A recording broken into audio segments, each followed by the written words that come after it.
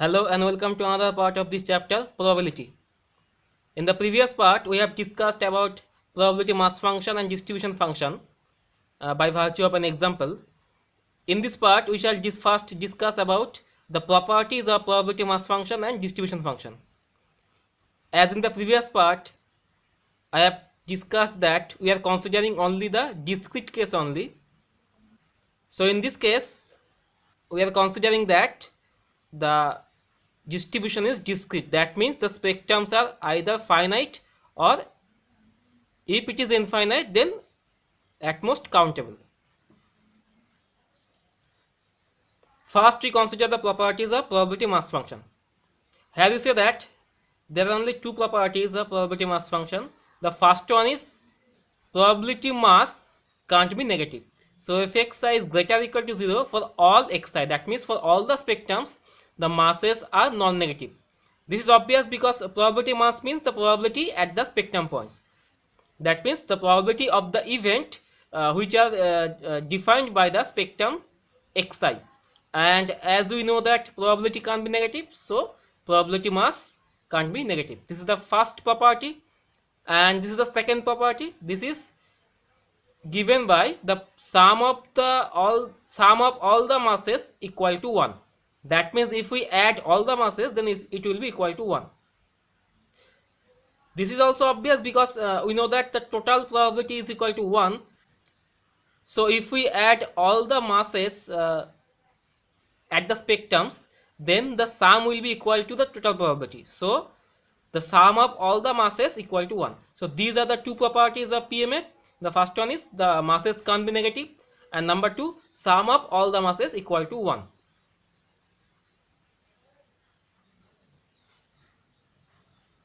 Next, we consider the properties of distribution function capital Fx. Remember that we are considering the discrete distribution only. So let us discuss about the properties of capital Fx. The first property is the value of capital Fx lies between 0 and 1. If we recall the definition of capital Fx, then it was capital Fx equal to probability minus infinitive less than capital X less equal to x. That means sum of the masses from minus infinitive up to x, that was equal to Fx. And we know that masses are non-negative, so if we add some masses, then the sum must be non-negative. So capital Fx must be greater or equal to 0. Again, we know that sum of all the masses equal to 1.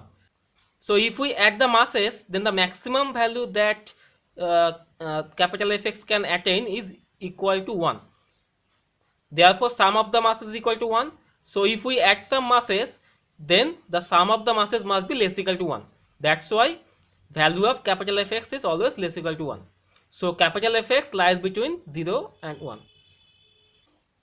In some other language, Fx equal to probability of this. So Fx is equal to some probability function, and we know that probability lies between 0 and 1. Therefore, capital Fx must lie between 0 and 1. This is the second property of capital Fx. This is a very important property. It is given that probability of the event from A to B is equal to Fb minus Fa.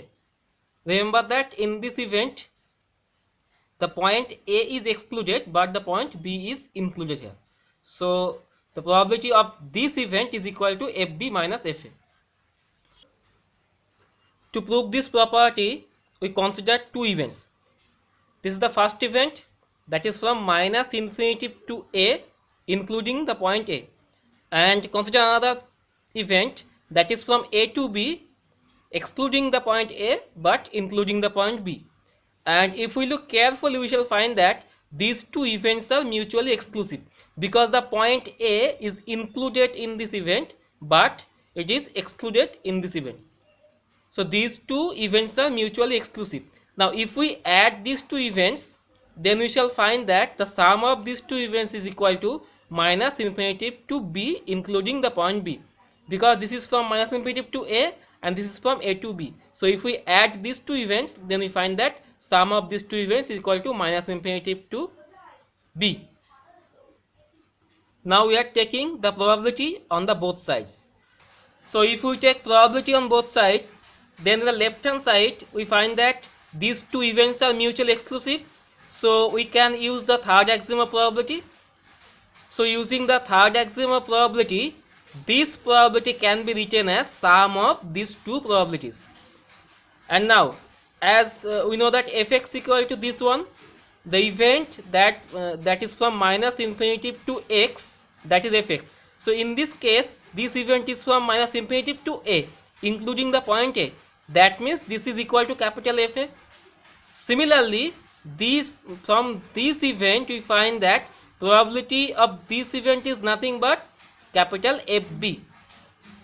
So if we take capital F in the right hand side, then we can easily find that probability of the event from A to B is equal to FB minus FA. In this property, one thing you have to remember that in this event the point A must be excluded but the point B must be included. Then it is equal to FB minus FA.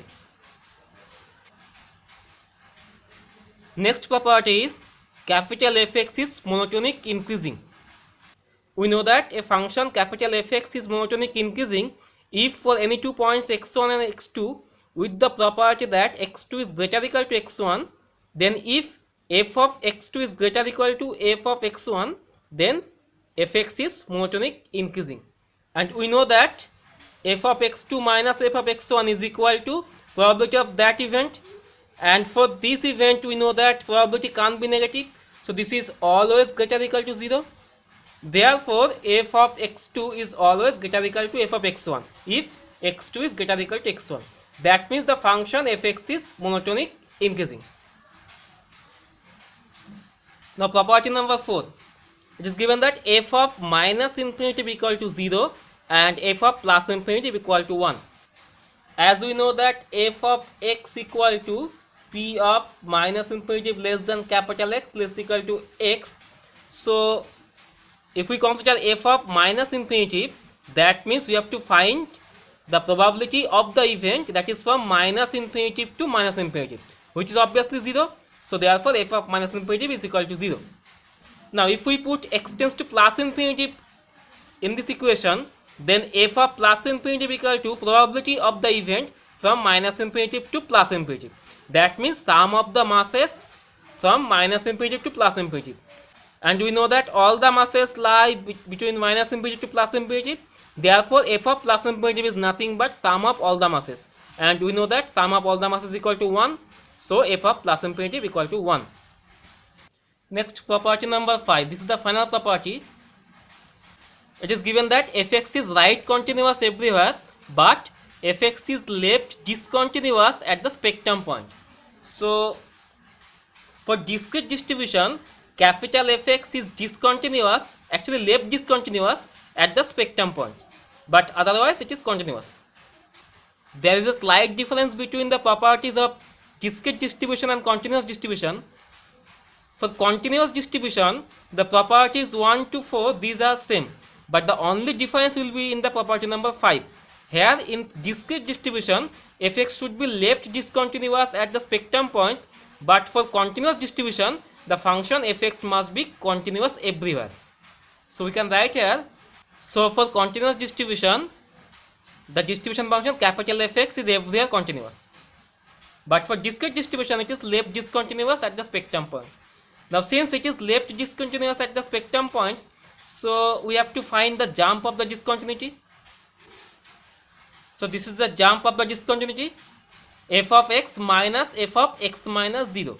We know that fx equal to this one, and f of x minus 0 is nothing but this one, but excluding the point x.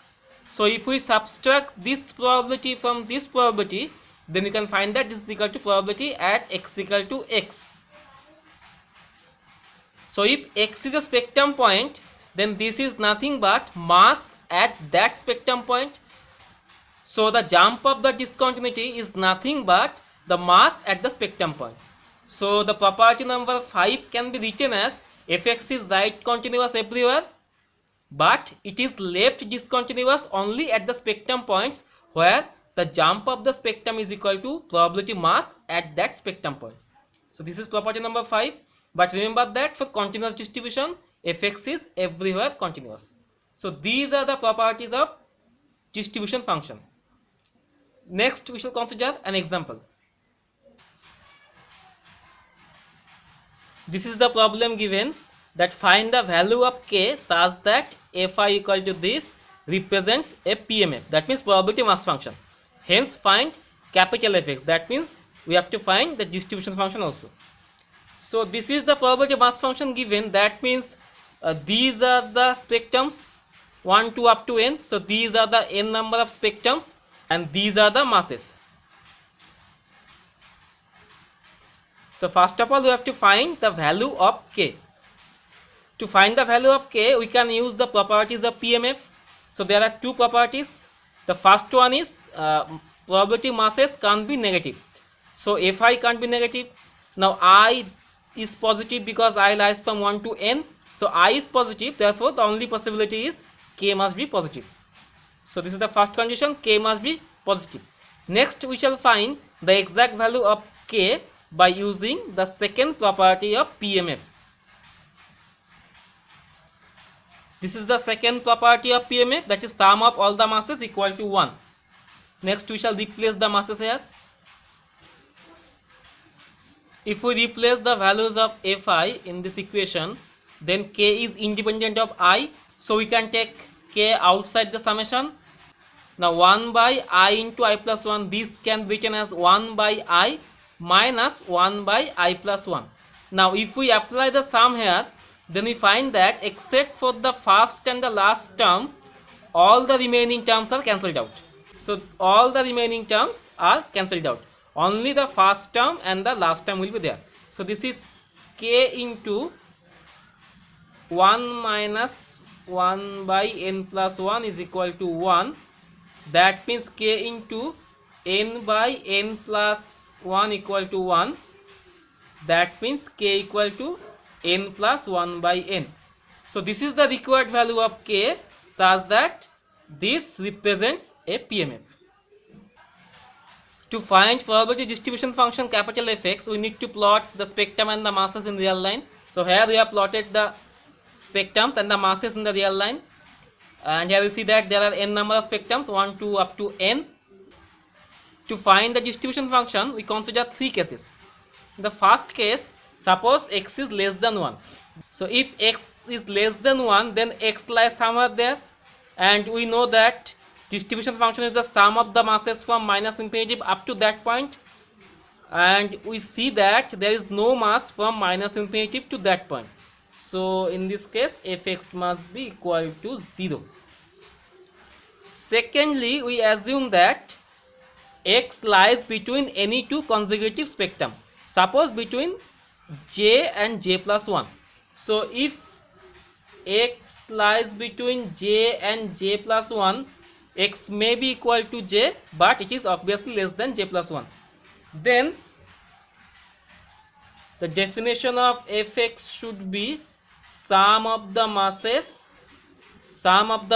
such that I is less equal to j. That means we have to consider all the masses from minus infinity up to that point. That means all the masses at the spectrums 1 to up to j. So this should be equal to sum of I from 1 to j.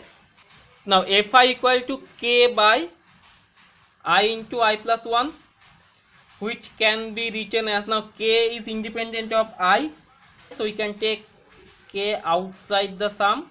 So it is I equal to 1 to j. This one can be written as 1 by I minus 1 by I plus 1. And we know that if we expand this summation, it will be only the first term and the last term. So it is equal to k into j by j plus 1. Now if we replace the value of k, the value of k is n plus 1 by n. So it is n plus 1 by n into j by j plus 1. So this is the value of Fx if x lies between j and j plus 1. And finally, suppose x lies at the region which is greater equal to n. So if x is greater or equal to n, then x lies somewhere there. So capital Fx should be sum of the masses from minus infinity up to that point. That means we have to consider all the masses here. So if we add all the masses, this should be equal to 1. Therefore, the distribution function can be written as fx equal to 0 if x is less than 1, fx equal to n plus 1 by n into j by j plus 1 if x lies between j and j plus 1, and finally fx equal to 1 if x is greater or equal to n. So this is the required distribution function. So that completes the solution. We know that we can easily find the distribution function from the probability mass function by plotting the spectrum and masses in real line. Now the question is, can we find the probability mass function from the distribution function? That means if distribution function is given, can we find the probability mass function? The answer is yes, we can easily find that. We explain the procedure by an example. Okay, let us consider this problem. It is given that find the probability mass function from the distribution function, this one. So this distribution function is given, we have to find the probability mass function. If we look carefully, we shall find that the function fx is not everywhere continuous.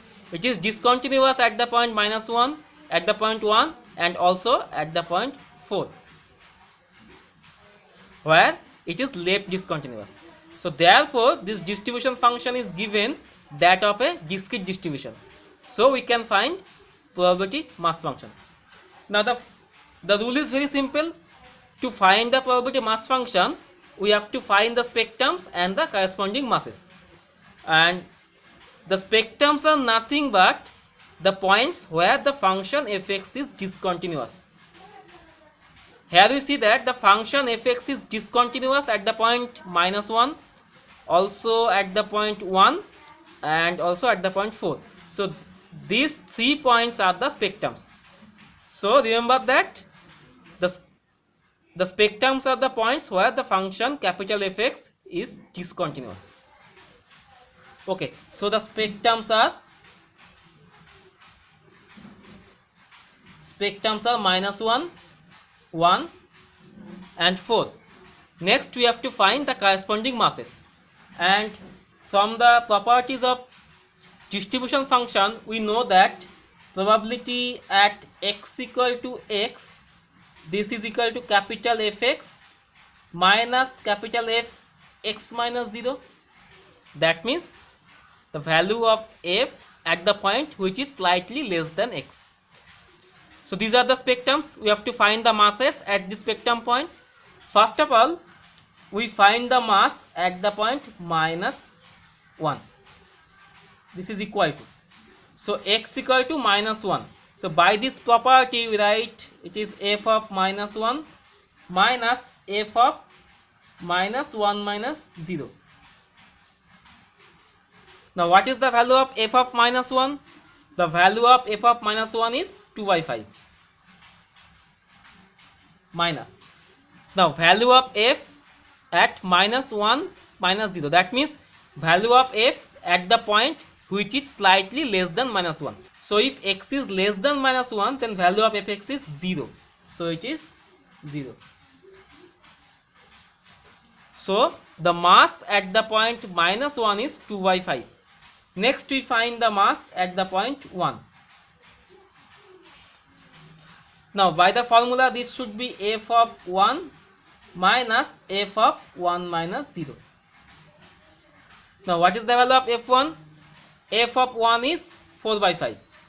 So it is 4/5 minus f of 1 minus 0, that is value of f at the point which is slightly less than 1. Now if x is less than 1, then the value of fx is 2/5. So it is 2/5, that is equal to 2/5. So value of the mass, so the mass at the spectrum point 1 is 2/5. And finally we have to find the mass at the spectrum point 4. So by the formula it is f of 4 minus f of 4 minus 0. So this is equal to, now f of 4 is 1 minus f of 4 minus 0. So value of f at the point which is slightly less than 4. Now if x is less than 4, the value of f is 4 by 5. So it is 4 by 5, that is equal to 1 by 5. So these are the spectrums, and these three are the masses, 2 by 5, 2 by 5 and 1 by 5. So we can write the probability mass function here. So this is the required probability mass function. These are the spectrum -1, 1 and 4, and these are the corresponding masses, 2 by 5, 2 by 5 and 1 by 5. If we add all the three masses, this will be equal to 1. So this is the procedure to find the probability mass function from the distribution function. To find the spectrum, you have to find the points of discontinuity of fx, and then using this property we can find the corresponding masses. Now you can check that if we find the distribution function from this mass function, you can get this function. So you can check that. So that completes the solution, and that completes this part also. In the next part we shall consider continuous distribution. So until then, thanks for watching.